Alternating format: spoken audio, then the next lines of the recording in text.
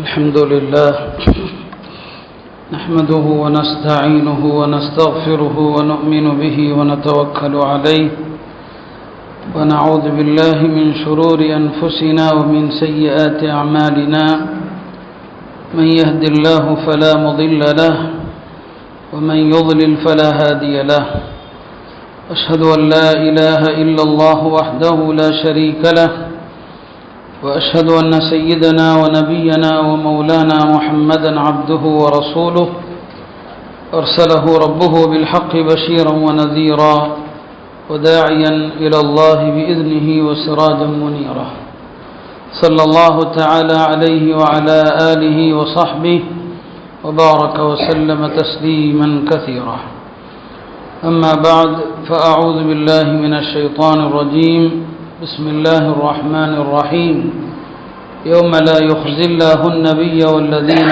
آمنوا معه نورهم يسعى بين أيديهم يقولون ربنا أتمم لنا نورنا واغفر لنا إنك على كل شيء قدير وقال النبي صلى الله عليه وسلم لقد كان فيما قبلكم من الأمم ناس محدثون فإن يكن في أمتي لكان عمر أو كما قال عليه الصلاة والسلام. கணியத்திற்குரிய அல்லாஹ் நல்லடியார்களே, நம்முடைய மார்க்கத்தில் பிடிப்பாக இருப்பதற்கும் நம்முடைய கொள்கைகள் வணக்க வழிபாடுகள் சீராக இருப்பதற்கும் நமக்கு முன்வாழ்ந்தவர்களுடைய வரலாறுகள் அதை குறித்து நாம் தெரிந்திருக்க வேண்டிய அவசியம் இருக்கிறது. குறிப்பாக நபித்தோழர்கள் சஹாபா பெருமக்களுடைய வாழ்க்கை வரலாறு என்பது நம்முடைய உள்ளத்திற்கு ஒலியூட்டக்கூடியதாக இருக்கிறது. அந்த வகையிலே தான் நாம் சஹாபா பெருமக்கள் குறித்து அவர்களது மார்க்கப்பற்று, அவர்களது எளிமை, உலகத்தில் அவர்கள் எப்படி வாழ்ந்தார்கள் என்பதை பற்றியெல்லாம் நாம் தெரிய வேண்டிய அவசியத்தில் இருக்கிறோம். அந்த வகையிலே ஹஜ்ரத் சையதுனா உமர் இப்னுல் கத்தாப் ரலியல்லாஹு அன்ஹு அவர்களுடைய வாழ்க்கையை நாம் தெரிந்து கொள்வது அவசியம். உமருல்லானுடைய வாழ்க்கை என்பது ஒரு ஜும்மா பயானிலே பேசி முடிக்கிற ஒரு பயான் அல்ல. அவர்கள் இஸ்லாத்திற்கு முன்பு எப்படி இருந்தார்கள், இஸ்லாத்தை ஏற்ற பின் எப்படி நடந்தார்கள், ஒரு ஹலீஃபாவாக எப்படி ஆட்சி நடத்தினார்கள் என்பதெல்லாம் ஒரு நீண்ட வரலாறு. நாம் அவர்களது வாழ்க்கையின் சில முக்கிய பகுதிகளை மட்டுமே சொல்கிறோம். ஹுலஃபாய் ராஷிதீன்கள் நால்வருமே இஸ்லாத்தை ஏற்பதற்கு முன்னாலேயே அவர்களுக்கு அல்லாஹ் வழிகாட்டுகிற பல கனவுகளை காட்டியிருக்கிறான். பெருமானார் ஸல்லல்லாஹு அலைஹி வஸல்லம் அவர்களுக்கு நபித்துவம் கிடைப்பதற்கு முன்னரே ஹஜ்ரத் உமர் ரலியல்லாஹு அன்ஹு அவர்களுக்கு சில கனவுகள் வந்தது. சஹீஹ் புகாரியிலே வருகிறது. ஹஜ்ரத் உமர் அவர்கள் உறக்கத்தில் இருக்கிறார்கள், தூக்கத்தில் இருக்கிறார்கள். அறியாமை கால அந்த மக்கள் வழிபடுகிற சிலைகளுக்கு அருகில் தான் தூங்குகிறார்கள். தூக்கத்திலே ஒரு மாடுண்டு அறுக்கப்படுகிறது. பக்கத்திலேயே ஒரு சப்தமும் வருகிறது. மக்கள் ஒரு பக்கம் மாட்டை அறுக்கிறாங்க, சிலைகளுக்கு கும்பிடுறாங்க. ஒரு அசரீரி ஒன்று கேட்கிறது.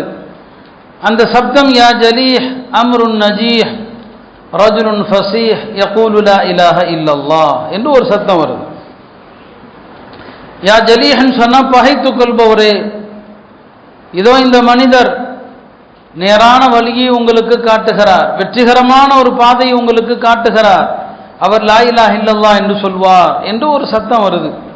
உமர் ரலியல்லாஹு அன்ஹு அவர்கள் உறக்கத்திலேயே பார்க்குறாங்க இந்த சத்தம் எங்கே வருதுன்னு சொல்லி.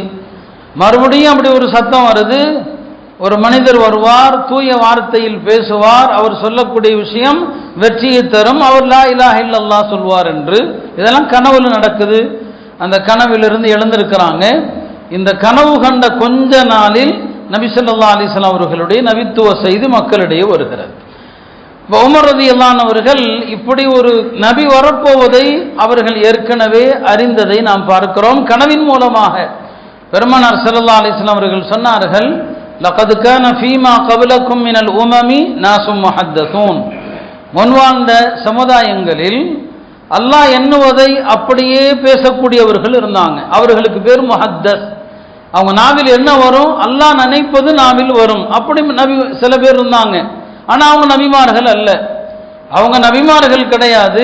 ஆனால் அவர்கள் என்ன நினைக்கிறார்களோ அதுதான் அல்லாஹ் நாடியதாக இருக்கும். இப்படி முன் வாழ்ந்த சமுதாயத்தில் இருந்தாங்க பலர். என்னுடைய உம்மத்தில் அப்படி பேசுகிற ஒருவர் இருப்பாரையானால் அது ஹஜ்ரத் உமராகத்தான் இருக்க முடியும் என்று பெருமானார் ஸல்லல்லாஹு அலைஹி வஸல்லம் அவர்கள் சொன்னார். நபி ஸல்லல்லாஹு அலைஹி வஸல்லம் அவர்கள் தன்னுடைய துஆக்களிலே ஹஜ்ரத் உமர் அவர்களுக்கு நிறைய துஆ செஞ்சாங்க. அல்லாஹும்ம அஇஸ்ஸல் இஸ்லாம பி உமர் இப்னுல் கத்தாப், இந்த மார்க்கத்திற்கு ஹஜ்ரத் உமரை கொண்டு கண்ணியத்தை கொடு என்று அவர்கள் துஆ செஞ்சாங்க. கைர், அதுவெல்லாம் நாம் நிறைய தெரிந்த விஷயங்கள். ஹஜ்ரத் உமர் இஸ்லாத்துக்கு வந்தாங்க. இப்னு மஸ்ஊத் ரலியல்லாஹு அன்ஹு அவர்கள் சொல்வார்கள், கான இஸ்லாமுஹு ஃபத்ஹன், ஹஜ்ரத் உமர் ரலியல்லாஹு அன்ஹு அவர்கள் இஸ்லாத்தை ஏற்றது அது இந்த மார்க்கத்திற்கு வெற்றியாக இருந்தது. வஹிஜ்ரத்துஹு நஸ்ரன், அவர்கள் மதீனாவுக்கு ஹிஜ்ரத் செய்து வந்தது இந்த மார்க்கத்திற்கு உதவியாக இருந்தது. வ இமாரத்துஹு ரஹ்மத்தன், ஹஜ்ரத் உமர் ரலியல்லாஹு அன்ஹு அவர்களுடைய ஆட்சி இந்த மனித இனத்திற்கு அருளாக இருந்ததுன்னு சொல்லுவாங்க. உண்மையிலும் அப்படித்தான். உமர் ரலியல்லாஹு அன்ஹு அவர்கள் அத்தகைய ஒரு நிலைப்பாட்டை உடையவர்கள் தான். அவங்கள்ட்ட 3 சிறப்புகள் இருந்தது, 3 விஷயங்கள். ஒன்று அஷித்தத்துல் அம்ரில்லாஹ், அல்லாஹ்வுடைய கட்டளை விஷயத்தில் கடுமையாக இருப்பாங்க, ரொம்ப கடுமையாக இருப்பாங்க. இரண்டாவது என்ன, மக்கள் மீது ரொம்ப இரக்கமாக இருப்பாங்க, ரொம்ப இரக்க சுபாவம். எவ்வளோ கடுமையோ அந்த அளவுக்கு மக்கள் மீது ரொம்ப இரக்க சுபாவத்தோடு இருப்பாங்க. மூன்றாவது ஹஜ்ரத் உமர் அவர்களிடத்தில் இருந்த விஷயம் என்ன, அல் வகூஃபு இன்த ஹுதூதில்லாஹ், அல்லாஹ்வுடைய ரசூலுடைய ஆயத்தோ ஹதீஸோ சொல்லப்பட்டால் அப்படியே சரணாகதி ஆயிடுவாங்க, சரணடைஞ்சிருவாங்க. இதான் ஹஜ்ரத் உமர் ரலியல்லாஹு அன்ஹு அவங்கள்ட்ட இருந்த 3 விஷயம் இது. இல்லை, ரசூல் ஸல்லல்லாஹு அலைஹி வஸல்லம் அவர்கள் எல்லா இடங்களிலும் ஹஜ்ரத் அபூபக்கர் உமரை தான் சேர்த்து அழைச்சிட்டு போவாங்க. பாருங்க, உஹது போருடைய இறுதி கட்டம் கொஞ்சம் முஸ்லிம்களுக்கு பாதகமாக போனது. அப்போ முஸ்லிம்கள் பலவாறாக சிதறிடுறாங்க. நபி ஸல்லல்லாஹு அலைஹி வஸல்லம் அவர்களும் அபூபக்கர் உமர் எல்லாம் ஒரு குகைக்குள்ள போய் ஒளிஞ்சுக்கிட்டாங்க, ஒரு குகையில மறைஞ்சுக்கிட்டாங்க. இப்போ அபூ சுஃபியானுக்கு ஒரு ஆள் தப்பான தகவல் கொடுக்குறாரு. என்ன, நபி ஸல்லல்லாஹு அலைஹி வஸல்லம் அவங்களை நான் கொன்று விட்டேன்னு சொல்றார். ஒரு ஆள் இப்னு கபியான் ஒருத்தர் பெருமானாரை நான் கத்தல் செஞ்சுட்டேன்னு சொல்றார். அபூ சுஃபியானுக்கு இது உண்மையா இல்லையான்னு தெரியல. இப்போ அபூ சுஃபியான் ஒரு குகைக்கு பக்கத்தில் என்ன செய்யறாருன்னு சொன்னா, அவர் ஒரு சத்தம் கொடுக்கிறார், அஃபில் கோமி முஹம்மத், இந்த கூட்டத்தில் முஹம்மது இருக்கிறாரான்னு சொல்லி. பெருமானாரும் அந்த வார்த்தையை கேட்குறாங்க, யாரும் பதில் சொல்லலை. அஃபில் கோமி அபூபக்கரின், இந்த கூட்டத்தில் அபூபக்கர் இருக்கிறாரான்னு கேட்கிறார். அஃபில் கோமி உமர், இந்த கூட்டத்தில் உமர் இருக்கிறாரான்னு சொல்லி. இங்கே யோசிக்க வேண்டிய விஷயம் என்ன, மக்காவுடைய குறைஷிகளும் பெருமானாருக்கு பிறகு அபூபக்கரையும் உமரையும் தான் தலைவராக கருதினார்கள். பெருமானார் உயிரோடு இருக்கிறாரா என்று கேட்டுவிட்டு அடுத்து எந்த 2 பேரை கேட்கிறார் அபூ சுஃபியான்? அபூபக்கர் இருக்கிறாரா உமர் இருக்கிறாரான்னு தான் கேட்கிறார். அப்போ நபி ஸல்லல்லாஹு அலைஹி வஸல்லம் அவங்களுக்கு இணையான தலைவர்களாக அந்த குறைஷிகளும் ஹஜ்ரத் அபூபக்கரையும் உமரையும் தான் கருதுறாங்க. இப்போ கேட்கிறார், இவங்கெல்லாம் இருக்கிறாங்களா அப்படின்னு சொல்லி. கேட்டுட்டு பதிலே வரல. பதில் வராததும் அபூ சுஃபியான் நினைச்சுக்கிட்டாரு, அப்போ இவர்களெல்லாம் கொல்லப்பட்டு விட்டார்கள், பதில் இல்லை. அப்போ உடனே அவர் வழிபடுகிற தெய்வமான ஹுபுல்ங்கிற தெய்வத்தை அழைத்து, ஹுபுலே உனக்கே வெற்றி அப்படிங்கிறார். அதுக்கு மேலே ஹஜ்ரத் உமரால் பொறுக்க முடியல. சொன்னாங்க, இல்லை, நாங்கள் எல்லாரும் நீ சொல்றதை கேட்டுட்டு தான் இருக்கிறோம். பெருமானாரும் இருக்கிறாங்க, அபூபக்கரும் இருக்கிறார், நானும் இருக்கிறேன். எங்களுக்கு மௌலா அல்லாஹ் தான், உனக்கு எந்த எஜமானும் இல்லை, எங்களுடைய எஜமான் அல்லாஹ் என்று ஹஜ்ரத் உமர் ரலியல்லாஹு அன்ஹு அவர்கள் பதில் அளித்ததாக நாம பார்க்கிறோம். அவர் ரசூல் ஸல்லல்லாஹு அலைஹி வஸல்லம் அவங்களோடு எப்போதும் உடனிருந்த ஒரு முக்கியமான தோழராக ஹஜ்ரத் அபூபக்கர் ரலியல்லாஹு அன்ஹு அவர்கள் இருந்தாங்க, உமர் ரலியல்லாஹு அன்ஹு அவர்கள் இருந்தாங்க. பெருமானாரோடு வாழ்க்கை முழுவதும் நடந்த ஏராளமான விஷயங்கள் இருந்தாலும் பல்வேறு சந்தர்ப்பங்களில் அந்த விஷயங்களை எல்லாம் நாம் என்ன செய்திருக்கிறோம், கவனத்தில் கொண்டிருக்கிறதுனால அவங்களுடைய ஆட்சி காலத்தினுடைய சில விஷயங்களை தான் நான் சொல்ல விரும்புகிறேன். ஹஜ்ரத் அபூபக்கர் ரலியல்லாஹு அன்ஹு அவர்கள் தன்னுடைய மரண நேரத்தில் அடுத்த ஹலீஃபாவாக யாரை நியமிப்பது என்பது குறித்து மக்களிடம் கருத்தும் கேட்கிறாங்க. தனக்குள் ஒரு யோசனையும் இருந்தது, யாரை அடுத்து நியமிக்கலாம் என்று. பிறகு அவர்கள் ஒரு முடிவெடுத்துட்டாங்க, உமர் ரலியல்லாஹு அன்ஹு அவர்களை நியமிக்கலாம் என்று. அப்போ சில பேர் சொன்னாங்க, ஹஜ்ரத் அபூபக்கர் அவர்களிடத்தில் நீங்கள் இவ்வளவு கடுமையான ஒரு ஆளை நியமிக்கிறீங்களே, நாளைக்கு அல்லாட்ட என்ன பதில் சொல்லுவீங்கன்னு கேட்டாங்க. இவ்வளவு கடுமையான ஆள் உமர், நீங்க அவரை நியமிச்சா அல்லாட்ட என்ன பதில் சொல்லுவீங்கன்னு சொல்லி. அபூபக்கர் ரலியல்லாஹு அன்ஹு அவர்கள் சொன்னாங்க, அல்லாஹ்வுடைய விஷயத்தில் என்ன பயமுறுத்துகிறீர்களா? அல்லாஹ் ஒருவேளை என்னிடம் கேட்டால் நான் சொல்வேன், மக்களிலேயே சிறந்த ஒருவரைத்தான் நான் ஹலீஃபாவாக ஆக்கிவிட்டு வந்திருக்கிறேன், சிறந்த ஒருவரைத்தான் நான் ஹலீஃபாவாக ஆக்கிவிட்டு வந்திருக்கிறேன் என்று நான் சொல்வேன் என்பதாக ஹஜ்ரத் அபூபக்கர் ரலியல்லாஹு அன்ஹு அவர்கள் சொன்னாங்க. அருமையானவர்களே, இப்படி அவர்களுடைய வாழ்க்கையினுடைய பல்வேறு சம்பவங்கள் இப்படி தான் அபூபக்கர் தானோ ஹலீஃபாவாக ஆக்குறாங்க. அடுத்து அவர்கள் ஹலீஃபாவாக வந்துட்டாங்க. ஹலீஃபாவாக வந்த பிறகு அவங்களுடைய வாழ்க்கை எப்படி இருந்துச்சு பாருங்க. ஹஜ்ரத் உமர் அவங்களுக்கு முன்னால யாராவது இத்தகில்லான்னு சொன்னா போதும். இத்தகில்லான்னா என்ன அர்த்தம்? அல்லாஹ்வை அஞ்சிக்கொள் என்ன அர்த்தம்? உமர்தான் அவங்களுக்கு முன்னால யாராவது இத்தகில்லான்னு சொன்னா ரொம்ப சந்தோஷப்படுவாங்க. அப்படி சொன்னவருக்கு நன்றியும் செலுத்துவாங்க. இத்தகில்லான்னு சொன்னா அவருக்கு என்ன செய்வாங்க? நன்றி செலுத்துவாங்க. ஹஜ்ரத் உமர் ரலியல்லாஹு அன்ஹு அவர்கள் தனக்கு முன்னால் தன்னுடைய குறையை யார் சொல்கிறாரோ அவரை வரவேற்பாங்க. மர்ஹபம் பின் நாசிஹ், எனக்கு நல்லதை நாடி என் குறையை சொல்பவர்கள் யாராக இருந்தாலும் வாருங்கள் சொல்லுவாங்க. நமக்கு குறை சொல்றவன பிடிக்காது, யாராவது நம்ம குறைய சொன்னா பிடிக்காது. நம்முடைய குறைய சொல்றவன் நல்லதை நாடுபவன். முன்னால சொல்லக்கூடிய ஆளை பாராட்டணும், பின்னால பேசுறவனை வெறுக்கணும். முன்னால சொன்னா நம்மள்ட்ட அந்த குறை இருக்குதா அதை மாத்தணும். ஹஜ்ரத் உமர் ரலியல்லாஹு அன்ஹு அவர்கள் எவ்வளவு பெரிய குறைய சொன்னாலும் சரி உடனே ஹஜ்ரத் உமர் தான் ஏற்றுக்குவாங்க. இப்படி குறை என்னிடம் இருந்தால் உடனே மாற்றிக்கொள்வாங்க. எந்த காரணத்திலேயும் யார் என்ன சொன்னாலும் அவங்கள்ட்ட அடம்பிடிக்கிற தன்மை கிடையாது, உடனே ஏற்றுக்குவாங்க. மஹருடைய விஷயத்தில் நமக்கு தெரியும், உமர் தான் அவர்கள் மஹர் தொகை மக்கள் நிறைய ஏற்றிக்கிட்டே இருந்தாங்க. மஹர் ஹதீஸ்லையும் ரொம்ப வேண்டாம், நடுத்தரமா கொடுங்க, ரொம்ப மஹர் வைக்க வேண்டாம் அப்படிங்கிறதான் மார்க்கத்தினுடைய நிலைப்பாடு. இன்னைக்கு நாம மஹர் நிறைய கொடுக்க சொல்றோம். அதுக்கு காரணம் அங்கிருந்து நிறைய வர்றதுனால, அங்கிருந்து வர்றதுனால கொடுக்கறது கொஞ்சம், அங்கிருந்து வர்றது அதிகமா இருக்கிறதுனால மஹர் கொடுங்கிறோம். இல்லைன்னா அங்கிருந்து 5 பைசா வாங்காதவங்களா இருந்தா இன்னைக்கு அதான் சொல்லுவோம், மஹர் கொஞ்சமா கொடுங்கன்னு தான் சொல்லுவோம். ஆனா வர்றது அதை விட பல லட்சமால இருக்குது. அங்கிருந்து வரக்கூடிய பொருள்களுக்கு அளவே இல்லையே. அதுக்கு முன்னால மஹர் ஒன்றுமே இல்லைன்னு ஆகி போச்சு. அன்னைக்கு அப்படி இல்லை. பெண் வீட்டாரிடம் இருந்து சாதாரணமாக ஒரு சில பொருள்களை கொடுக்கிற பழக்கமே தவிர பெருசா கொடுக்க மாட்டாம. மஹர் விஷயத்துல மக்கள் ஏத்திக்கிட்டே போறாங்க, ரொம்ப ரொம்ப ஏத்துறாங்க இல்லையா? ஒவ்வொரு தான் என்னடா இப்படி ஏத்திட்டு போறாங்க, ஒரு ஆணையிடலான்னு பார்த்தாங்க. சும்மா உரையில சொன்னாங்க, மஹர பெருமானார் ஸல்லல்லாஹு அலைஹி வஸல்லம் அவர்கள் தன்னுடைய பிள்ளைகளுக்கு கொடுத்த மஹர் எதுவோ, தன் மனைவியருக்கு எதோ மஹரா கொடுத்தாங்களோ அதுக்கு மேல வாங்காதீங்கன்னு சொல்லிட்டான். அதான் அதிகபட்ச மஹர் அப்படின்னு சொல்லிட்டான். இப்போ ஒரு பெண்மணி எஞ்சி கேட்டாங்க, என்ன உமர் அவர்களே, நீங்க சொல்றதை நாங்க பின்பற்றணுமா அல்லாஹ் சொல்றதை பின்பற்றணுமா? உங்க வார்த்தையை பின்பற்றுவதா அல்லாஹ் சொல்றதை பின்பற்றுவதா? ஒரு அம்மா எஞ்சி கேட்குறாங்க, இது என்ன இது? அல்லாஹ் சொல்றதை தானே பின்பற்றணும், நான் சொல்றதையே பின்பற்ற முடியும்? அப்படியானா அல்லாஹ் குர்ஆன்ல சொல்றா, வஅதைதும் யஹதாஹுன்ன கின்தாரன், பெண்களுக்கு பொற்குவியலை மஹராக கொடுத்தாலும் தலாக் சொல்லும்போது திரும்ப வாங்கக்கூடாதுன்னு அல்லாஹ் சொல்றான். பொற்குவியலை மஹரா கொடுக்கலாம் தானே அல்லாஹ் சொல்றான். நீர் என்ன இவ்வளவுதான் கொடுக்க நியமிக்கிறது? அவ்வளவுதான். உடனே சொன்னாங்க, இம்ரஅத்துன் அஸாபத் வரஜுலுன் அக்தா, ஒரு பெண்மணி சரியாக சொன்னார், உமர் தவறு இழைத்து விட்டேன்னு சொன்னாங்க. குல்லு நாஸி அஃப்கஹு மின் உமர், எல்லாம் உமரை விட அறிவாளிகளாகவே இருக்கிறார்கள்னு சொன்னாங்க. உமர் தான் அவர்கள் குர்ஆன் ஹதீஸை சொல்லிட்டா போதும், நம்மளா இருந்தா வியாக்கியானம் சொல்லுவோம் இல்லையா? இல்ல, குர்ஆன் எப்ப பெருமானா ஆயத்தை ஓதிட்டாங்களோ அவ்வளவுதான். இதான் சொன்னேன், சரணடைந்து விடுவார்கள். ஹஜ்ரத் உமருடைய பழக்கம் அப்படி. எல்லாருடைய அறிவையும் பாராட்டுவாங்க, எல்லாருடைய புத்திசாலித்தனத்தை ஊக்குவிப்பாங்க. ஷாமுக்கு போயிட்டு வர்றாங்க. ஷாமுக்கு போயிட்டு திரும்பி மதீனாவுக்கு வந்துட்டு இருக்கும்போது ஒரு மாலை நேரத்தில் ஒரு கூடாரத்தில் ஒரு வயசான அம்மா இருக்கிறாங்க. அந்த அம்மாட்ட போய் ஹஜ்ரத் உமர் பேச்சு கொடுக்குறாங்க. பேச்சு கொடுக்கும்போது அந்த அம்மா கேட்குது, இந்த உமர் இருக்கிறாரு என்ன செய்கிறாருன்ட்டு. பேசுறது அவங்கள்ட்ட தான் பேசணும்னு தெரியல, உமர் இருக்கிறார் இல்லையா என்ன செய்கிறாருன்ட்டு.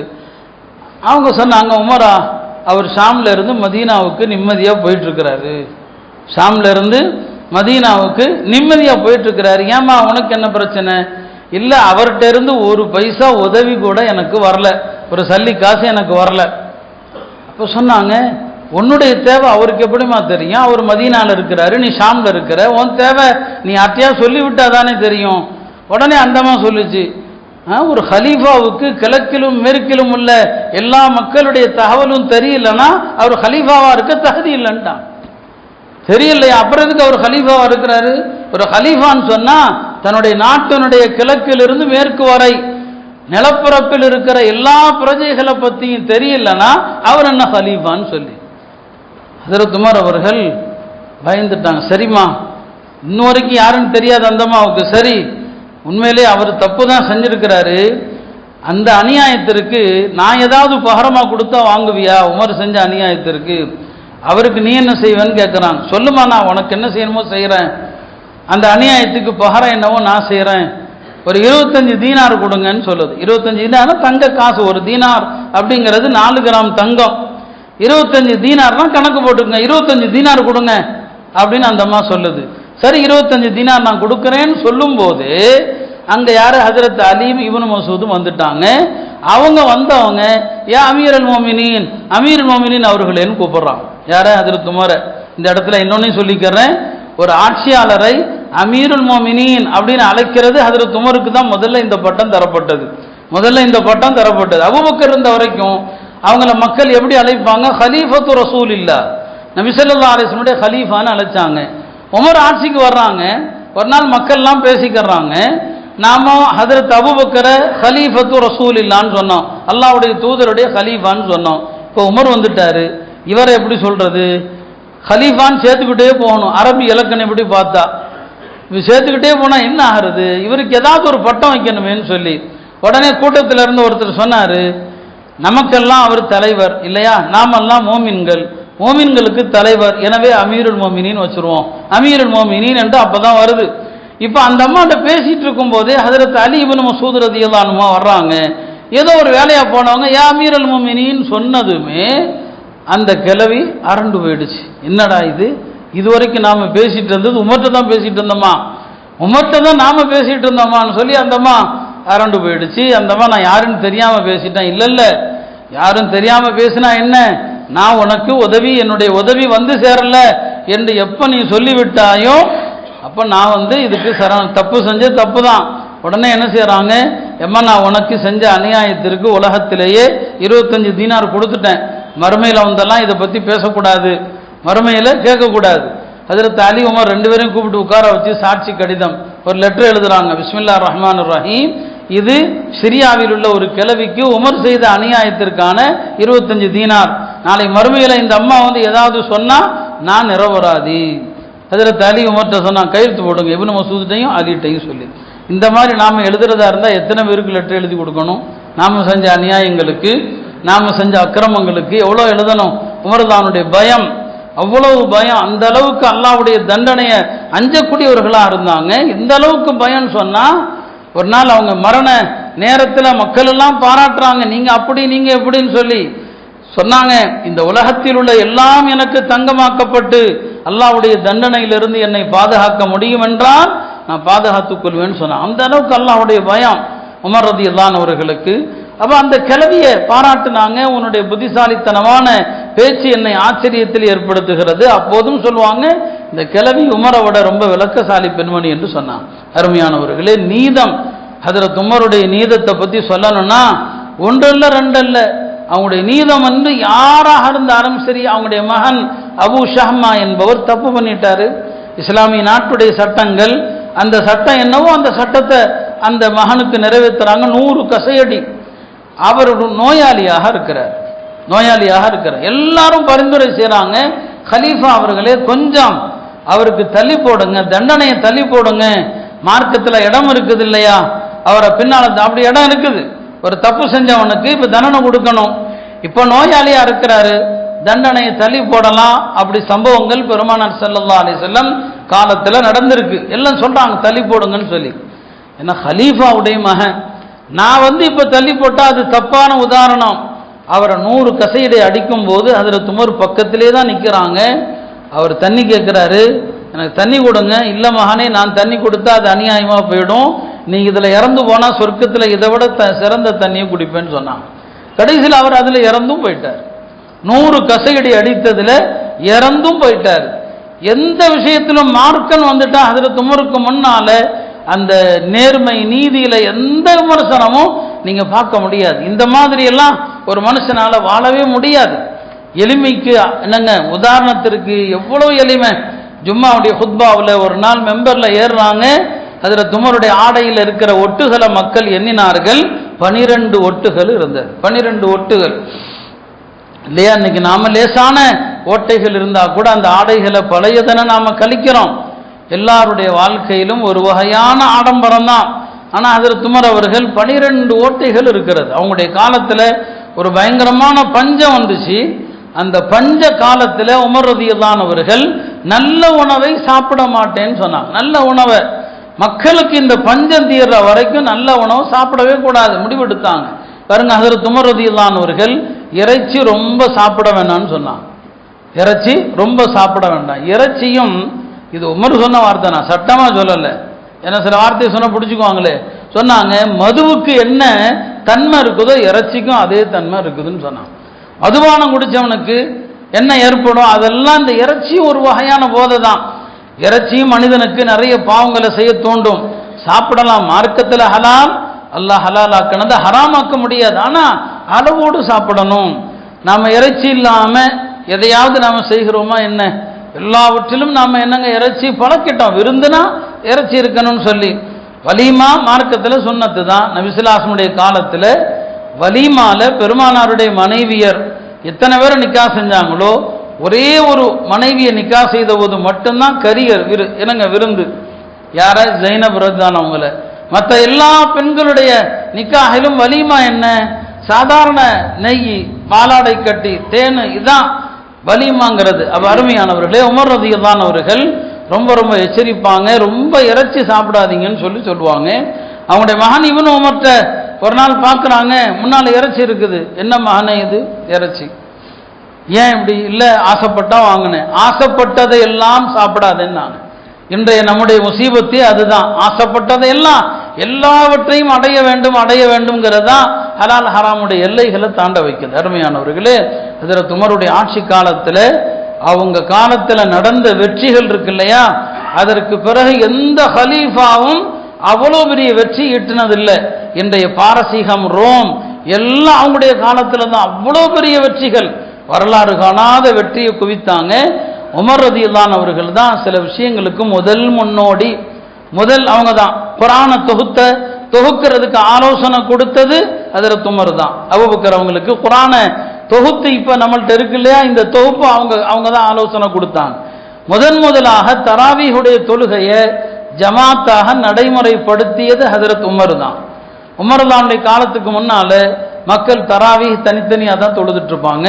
நபி ஸல்லல்லாஹு அலைஹி வஸல்லம் அவங்க ஹயாத்தில் ஒரு 3 நாள் ஜமாத்தா தொழுதான். 3 நாள் ஜமாத்தான்னு சொன்னா திட்டமிட்டு தொழலை. நபி ஸல்லல்லாஹு கடைசி 10ல் இத்திகாஃப் இருக்கிறாங்க.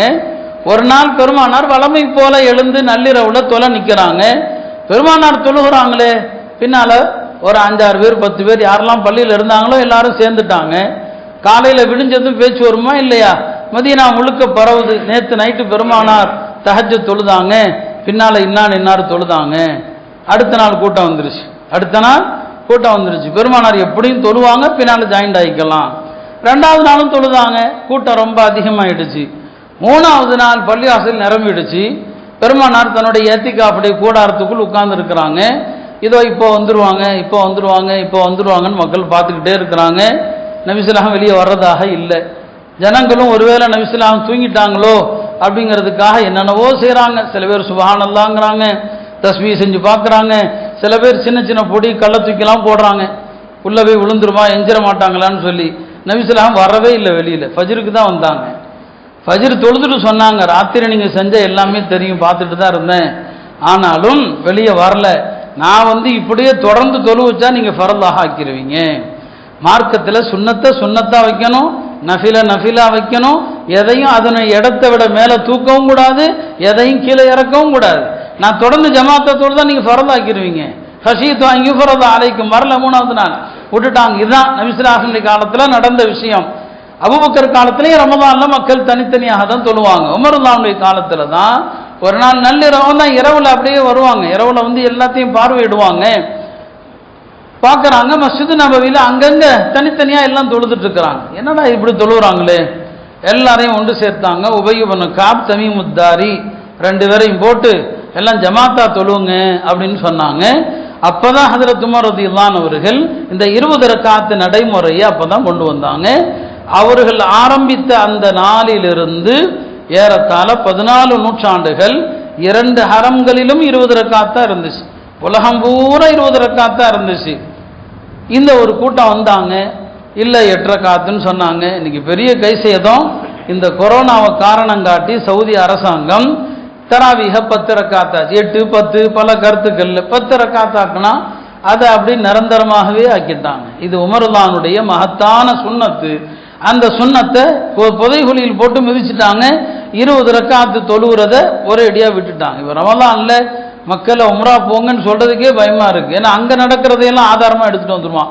அங்கேயே 10 நடக்குது, அங்க நடந்த ஆதாரம் இல்லை. அங்க போறவங்களுக்கு நாம சொல்றது 10 ரக்காத் தனியா தொழுவுங்க, 10 ரக்காத் முடிச்சுட்டு வந்து ரூம்ல வந்து தனியா தொழுவுங்க. 20 ரக்காத் ஹஜ்ரத் உமருடைய காலத்துல ஏற்பட்ட ஒரு சுன்னத். அது உமர்லான் அவர்கள் நிறைய விஷயங்களுக்கு அவர்கள் ஒரு அழகான முன்மாதிரியாக இருந்தாங்க. அருமையானவர்களே, உமர் ரலியல்லாஹு அவர்கள் ரொம்ப ரொம்ப மக்களுடைய விஷயங்கள்ல கவனம் செலுத்துவாங்க. இரவு நேரத்தில் யாராருக்கு என்னென்ன தேவைகள் எல்லாத்தையும் பார்ப்பாங்க. பாதிக்கப்பட்ட மக்கள் எல்லாருடைய விஷயத்திலையும் உமர் ரலியல்லாஹு அவர்கள் இறங்கி வருவாங்க. அதுல தான் ஒரு பெண்மணி பால்ல தண்ணி கலக்கக்கூடாதுன்னு சொல்றது, அவங்க தாயார் கேட்கறது, அந்த பெண் யாருன்னு விசாரிக்கிறாங்க. பாருங்க, ஒரு பால் விற்கிற பெண், சாதாரண குடும்பத்து பெண். அந்த பெண்மணியினுடைய இறையச்சம், அந்த பெண்ணுடைய வார்த்தைகளை கேட்டுட்டு காலையில தம் பசங்களை எல்லாம் கூப்பிடுறாங்க. எல்லாத்தையும் கூப்பிட்டு, உங்களை யாருக்குப்பா கல்யாணம் ஆகல என்று கேட்குறாங்க. பசங்களை கூப்பிட்டு, அவங்களுக்கே தெரியும் உங்களை யாருக்கு கல்யாணம் ஆகல. அப்போ ஆசிம் சொல்றாரு, எனக்கு கல்யாணம் ஆகலைங்கிறாரு. அப்படியா, அந்த பெண்ணை கூட்டுவாங்க. இரவுல பாலில் தண்ணி கலக்கக்கூடாது, அல்லாஹ் பார்த்துட்டு இருக்கான்னு சொன்னாங்க இல்லையா, அந்த பெண்ணுக்கு தம் மகன் ஆசிமன் நிக்காக பண்ணி வச்சிடறாங்க.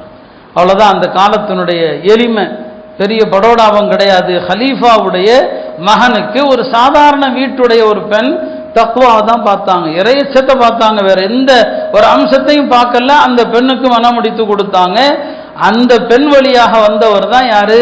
உமர் இப்னு அப்துல் அசீஸ், இஸ்லாத்தினுடைய 5வது ஹலீஃபா என்று சொல்கிறோமே, அவரும் ஹஜ்ரத் உமருடைய பேரன்கள்ல ஒருத்தராகத்தான் வர்றார். அருமையானவர்களே, இப்படி உமர் ரலியல்லாஹு அவர்கள் எல்லா விஷயங்களிலும் ஒரு நேர்மையாக நடந்தாங்க. அவங்களுடைய கராமத்துகள், அற்புதங்கள் என்று ஏராளமான விஷயங்கள் இருக்குது. ஒரு நாள் ஜும்மா தொழுகையில மெம்பர்ல நிக்கிறாங்க. மெம்பர்ல ஹுத்பா ஓதிட்டு இருந்தவங்க, ஹுத்பானா ஒரு பயான்ல தானே போகும், அது அரபியில போகும். ஹுத்பானா பயானு தான். பேசிக்கிட்டே இருந்தவங்க திடீரென்று யா சாரியா அல் ஜபல் 3 தடவை சொல்றாங்க. சாரியாவே மலை அப்படிங்கிறாங்க. சாரியாங்கிறது ஒரு சஹாபியுடைய பேரு. யா சாரியா அல் ஜபல் 3 தடவை சொல்றாங்க. மக்களுக்கு ஒண்ணுமே புரியல. என்ன உமர் பேசிக்கிட்டே இருந்தவர் திடீர்னு சாரியாவே மலை அப்படிங்கிறாங்களே. அப்போ அடுத்து அப்துல் ரஹ்மான் இப்னு அவுஃப் அவர்கள் என்று நினைக்கிறேன், அவங்க தான் ஜும்மா முடிந்து கேட்பாங்க, ஹலீஃபா அவர்களே, நீங்க என்ன உரை நிகழ்த்தும் போது திடீர்னு சொன்னீங்க சாரியா அல் ஜபல், ஒண்ணுமே புரியலையேன்னு சொல்லி. அப்போ சொன்னாங்க, ஒரு படை போயிருக்கிறாங்க, ஒரு படை வெளியே போயிருக்கிறாங்க. அந்த படை வீரர்கள் எதிரிகளோடு தாக்கிட்டு இருக்கிறாங்க, சண்டை போட்டுட்டு இருக்கிறாங்க. அப்ப பின்னால இருந்து வர்றாங்க, எதிரிகள் தாக்க வர்றாங்க. அந்த படை வீரர்களுக்கு தெரியல. நான் அந்த படை வீரர்களுக்கு உத்தரவு போட்டேன், இந்த மலையில போய் நில்லுங்கன்னு சொல்லி அப்படின்னு சொன்னாங்க உமர். புரியுங்களா? பின்னால அந்த படை வீரர்கள் 2 மாசத்துக்கு பிறகு வந்தாங்க. வந்தவங்க சொன்னாங்க, நாங்க போர் செஞ்சுட்டு இருக்கும் போது ஜும்மா நாள் இதுதான் செஞ்சிட்டு இருக்கிறோம், திடீரென்று ஒரு சத்தம் கேட்குது, யா சாரியா அல் ஜபல், யா சாரியா அல் ஜபல். நாங்க அந்த சத்தத்தை கேட்டு மலையில ஏறிக்கிட்டோம், நாங்க எதிரிகளை வென்றோம்னு சொல்லி. இப்படி உமர் ரலியல்லாஹு அவர்கள், அல்லாஹ் அவங்களுக்கு அவ்வளோ பெரிய கராமத்தை கொடுத்திருந்தான். நைல் நதிக்கே லெட்டர் எழுதினாங்க. நைல் நதி இருக்கிறதே, அதற்கு ஒரு லெட்டர் எழுதி அந்த நதியில போட சொன்னாங்க. அல்லாஹ்வுடைய உத்தரவினால் நீ ஓடுவதாக இருந்தால் ஓடு என்று சொன்னாங்க. அந்த லெட்டரை போட்டதுக்கு அப்புறம் நைல் நதியில இன்று வரைக்கும் தண்ணீர் வற்றியதாக இல்லை. பெருக்கெடுத்து ஓடுகிற தண்ணி எப்போதுமே நைல் நதியில் இருக்கும். இதெல்லாம் ஹஜ்ரத் உமர் ரலியல்லாஹு அவர்கள் அவங்களுடைய நேர்மைக்கான உதாரணம். அருமையானவர்களே, உமர் ரலியல்லாஹு அவர்கள் அவங்களுடைய இறுதி காலம் ஏறத்தாழ 10 ஆண்டு காலங்கள் ஆட்சி செய்கிறாங்க. அவங்க 10 வருஷம் ஆட்சி செய்து அவங்க கடைசி ஹஜ்ஜை முடித்து விட்டு வர்றாங்க. மதீனாவில் ஒரு அடிமை இருந்தான், அபு லுஆ என்ற ஒரு அடிமை, முகீரத் இப்னு ஷுஅபாவுடைய அடிமை. அவன் நல்ல திருகை செய்பவனாக இருந்தான், அந்த காலத்தினுடைய திருகை செய்கிற ஆளாக இருந்தான். ஒரு நாள் ஹஜ்ரத் உமர் அவர்கள் போய்கொண்டிருக்கும் போது அபூ லுஅலுஅ அல் மஜூசி ஹஜ்ரத் உமரை அழைக்கிறார். ஹஜ்ரத் உமர் அவன் கூப்பிட்றான், என்னன்னு வந்து கேட்குறாங்க.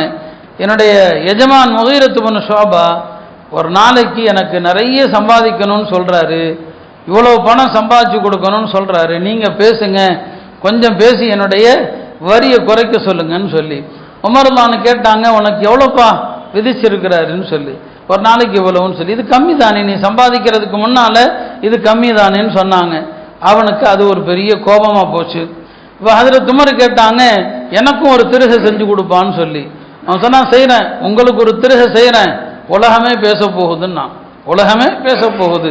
உமர் சொன்னாங்க, இவன் என்னை மிரட்டுகிறான் என்று. அந்த நாட்களில் ஒரு கனவும் கண்டாங்க, தன்னை கோழி குத்துற மாதிரின்னு சொல்லி.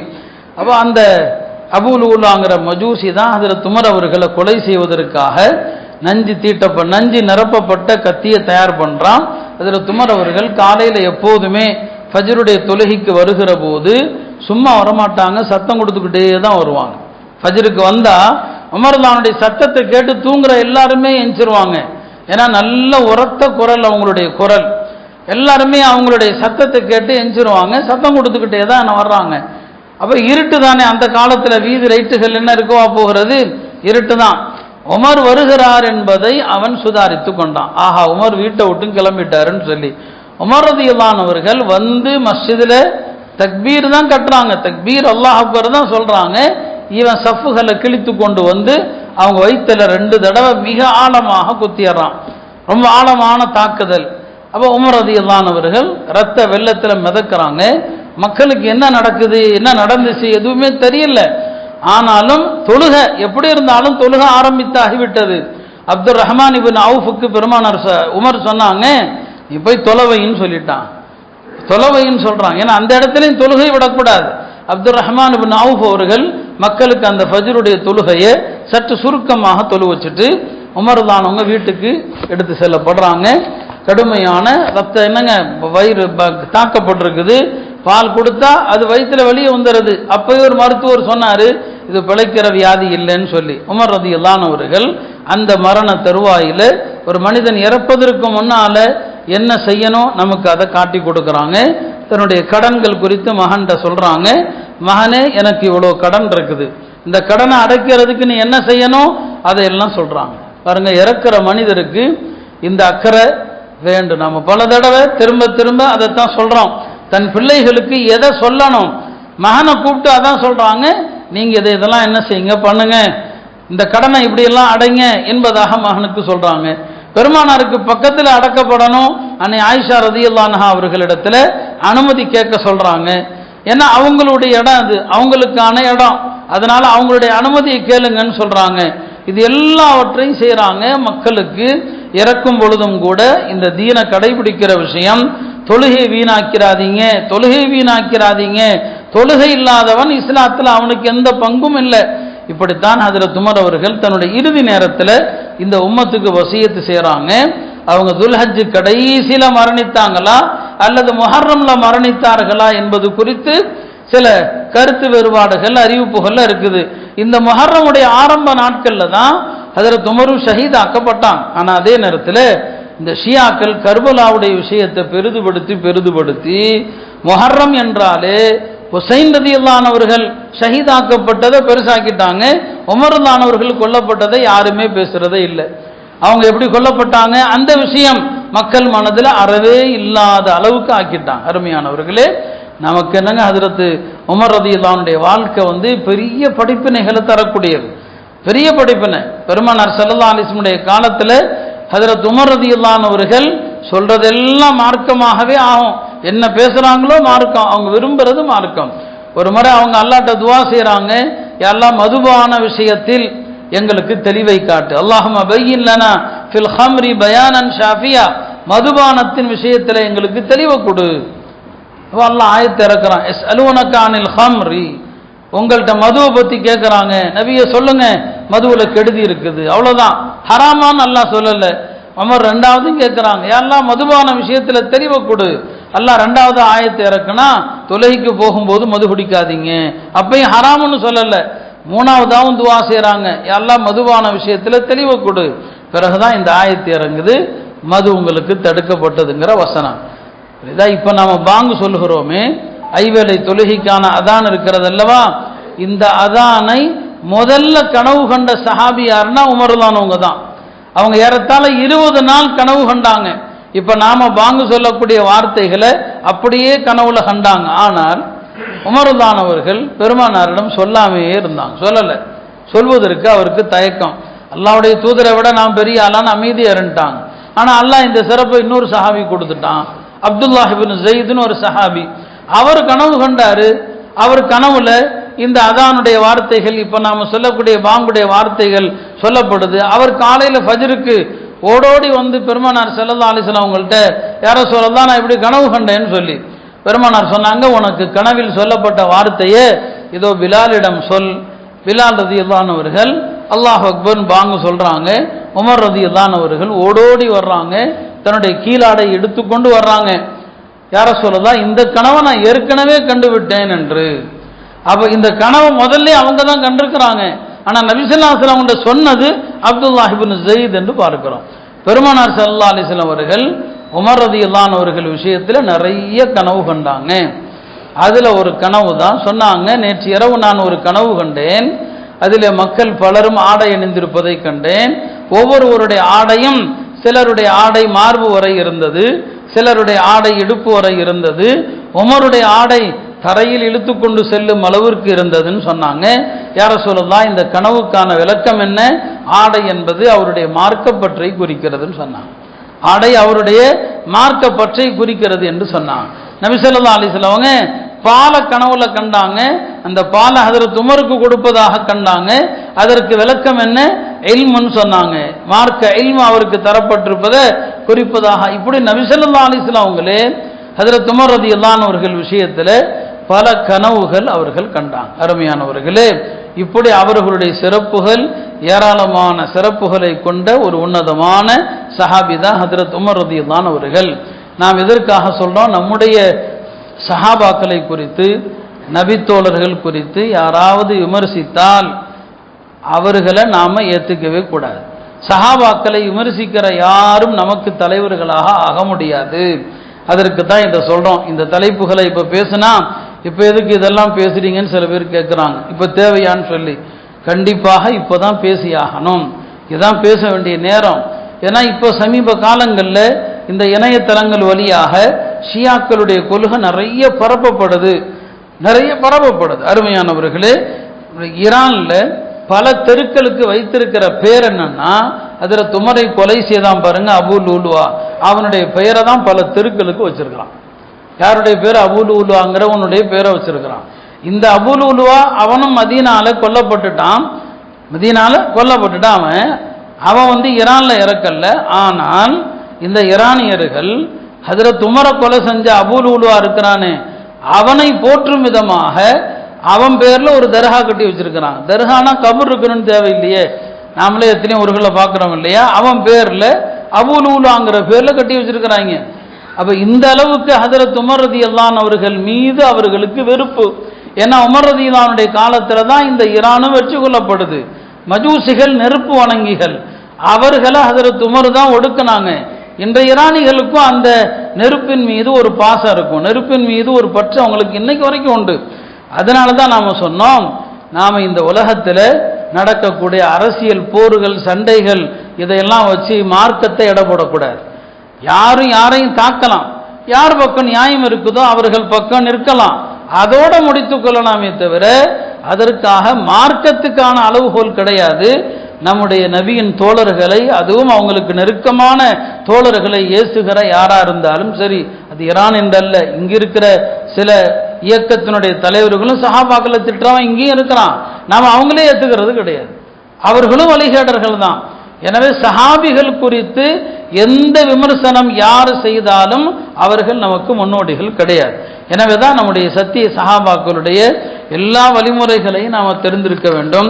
எல்லாம் அல்ல அல்லாஹ் சஹாபா பெருமக்களுடைய வரலாறுகளை தெரிந்து அவர்களைப் போல எளிமையான பேணுதலான வாழ்க்கையை வாழ்வதற்கு அல்லாஹ் நம் அனைவருக்கும் தௌஃபீக் செய்வானாக. வ ஆகிரு தஅவானா அல்ஹம்துலில்லாஹி.